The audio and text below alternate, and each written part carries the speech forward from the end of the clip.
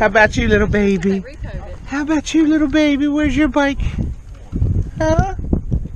I thought about taking my shirt off and showing you how this works the way I'm going to ride it, but I was afraid to not have my shirt on and all the modeling contracts would start coming in and it would distract me from my day job and all my motocross efforts, so I just left this shirt on.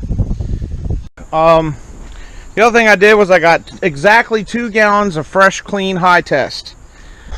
The 2-stroke mix that this engine calls for is 32-to-1. And how the math works out, what that means if you do all the math is for every gallon of gasoline, you need 4 ounces of 2-stroke oil mixed into it. Okay. I should be using some kind of a funnel, but I'm just not careful enough to do that, so I'm going to do it like this. Yep, I guess just about right. I got to do another little doodaddy. Another little doody-doo. Whoop, that's it. Right there. Yep, we're going to call that good. Alright, I'm going to flush. I'm going to use some of that gas to flush the gas tank out. This is 2 gallons right here of premix. But I'm going to use some of it to flush the old gas tank. Because I don't know what kind of dirt and dust, what kind of moisture built up in the tank. You know, I don't know if the petcock's working. You know, I haven't got that far yet. I've just been focusing on the frame and the engine and all that. I don't really know what kind of fuel delivery system issues I have yet. So looks like our petcock strainer is still going to act as a filter. So it doesn't look like the filter's too tore up or anything. You can see the debris that was laying in the bottom of the tank. I'm scruffing off with my fingers here. Dead bee bug parts, dead bumblebee parts mostly. I don't know if that's mud up in there from where I set the tank down or if it's dried up gas or whatever, but there's a blockage in there. There's no fuel flowing through it. See that? You blow up this way and it knocks all the dirt up into the filter. See that? Knocks it all up in there. Then you knock it back down the other way, like that. And that's how you just keep pumping it in and out until it all comes out. Test the flow of this. I flushed the tank out and just rinsed it out. Yeah, there we go. And that gas is not brown because it's dirty. It's not. Old bad gas can go brown, but this is not why that's brown. This is brown because the kind of oil I use, that's the color it stains it. So we got a good clean flow with no dirt coming out. Before I put the tank on, I'm going to do the exhaust. I looked at this O-ring going around this FMF and it's in good shape. It's pliable. It's extending out past the rubber. It's doing its job. I did buy another factory gasket. It's just a washer. And I think this metal washer is just there to keep that steel from beating up the inside of the head. It doesn't really look like a gasket per se. Hey guys, I like to leave all these little fasteners and brackets loose on these pipes until I get the springs in place. Those are all there. They're guiding it, and everything's guiding, but there's nothing tight. All 4 of those little 8mm fasteners are all loose. I'm going to get the spring on. And then after I get the spring on, I'm going to wiggle it with my hand and kind of flex it a little bit, let it find home, and then tighten everything down. I find if you torque it down too early and you haven't fully seated your pipe into your head or into your jug, then you could actually prevent a full seat. So get the springs on first before you tighten anything down, okay? Look how nice that pipe looks for just a quick little sand and paint job. I mean, no effort whatsoever was put into that pipe, and look at it. Turned out pretty decent I think for what it is. I got new springs. They're aftermarket, but they're the right part number for this model bike. They're supposed to be the right length and tension. So the best way to put these on, guys, is to take the loose end and vice grip it real tight with vice grips, and that way you can pull it on the loose end, and by having this end not being loose, you can control it a little better. You can just steer it easier, and because it's a vice grip and you're not trying to combine steering it and clamping it at the same time, it's a little safer. You won't bust your knuckles and slip and tear your hands up as much. I don't have vice grips here today because they're at work with all my other good tools.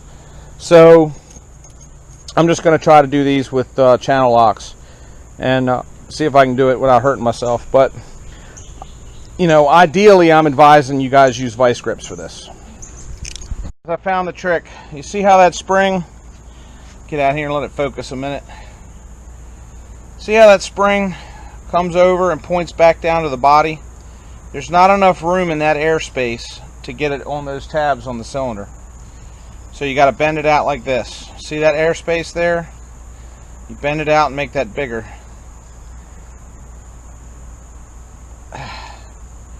See that? I'm going to go a little farther. There, see that? Now I can get that on the cylinder. That's the trick. Yeah, they universally fit, but you gotta bend them and tweak them like everything else. Yes, it is. That washer's important, guys. When they put this bike back together before, they just jammed it up in there. And then you got this steel pipe, that steel flange beating up against your aluminum $500 cylinder. Don't beat up a $500 cylinder because you're too cheap or too ignorant to buy a $3 steel washer. Okay? I mean, I'm not trying to be smarty pants, but come on, guys.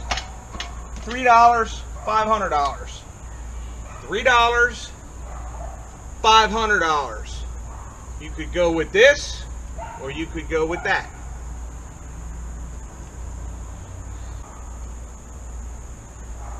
Okay, here we go.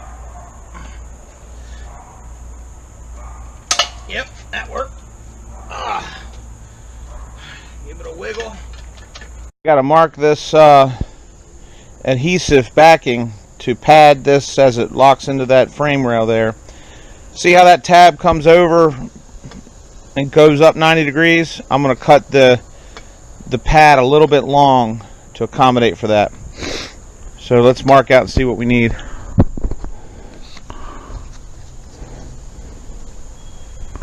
If we go a little bit long, we go a little bit long in each direction, should look like this.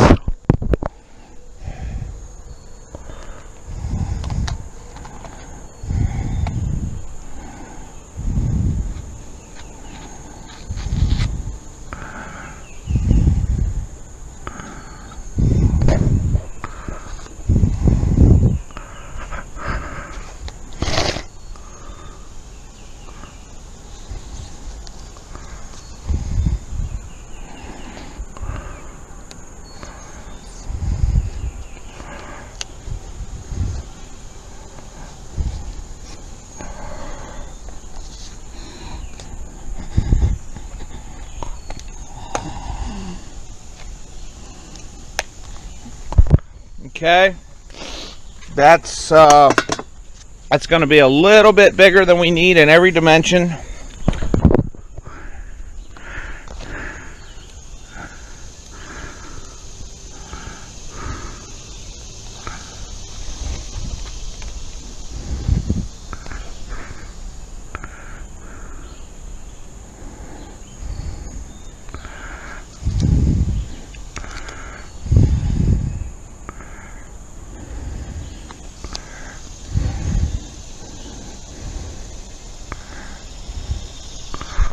And yes, it will attract dirt.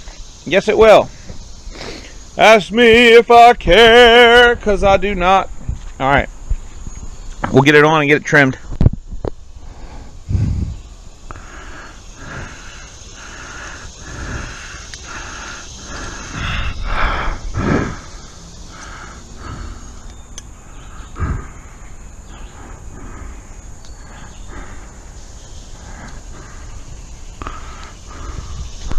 Okay, there you go. Now you got a nice, safe, padded home with reduced vibration for that ECU to live. Well, actually, that's not even an ECU. It's just a CDI box. So, alright, this is going to button up the electronics video. My Yama bond is nice and dry. All that exposed wiring is covered and physically solidified and strengthened and water resisted. I got that taped to the CDI wire just, you know, to give it some longitudinal respect this way. We got oil in the gear side, clutch side, trans side. We got 2-stroke mix oil in the gasoline to lubricate the crank rod and the crank bearings and piston. We got some water down in the pump seal just to make sure the pump seal's wet. But for now, I just fill the bowl and turn the valve off so that I know there's gas in the bowl, so the bike should start. So there's gas in the bowl. This thing should fire immediately. It should. If it starts, I'm not going to run it long. I'm just going to watch and see if water sprays out of that hose. If that does, then that tells us our impeller's turning, right? Then we know we got a good impeller drive off the governor, which drives off the primary and the right side engine case. If you want to reference all that, it's in the right side engine case video. But I just want to hear it run. I just want to hear it run, guys. I'm excited. It's just something about hearing something run. I know it's nowhere near ready to ride, but I just want to kick this thing over.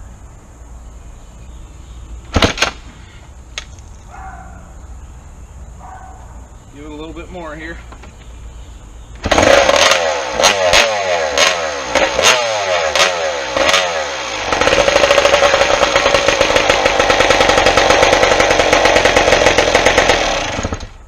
So yeah, once we started it, all the water sprayed out from under here, but that's okay. It went a different direction I thought it was going to go, but we got the same result. We know that the impeller's pumping. We know that because I saw the water spraying out. Keep the seal wet. Obviously the engine's nowhere near hot, just running that little bit.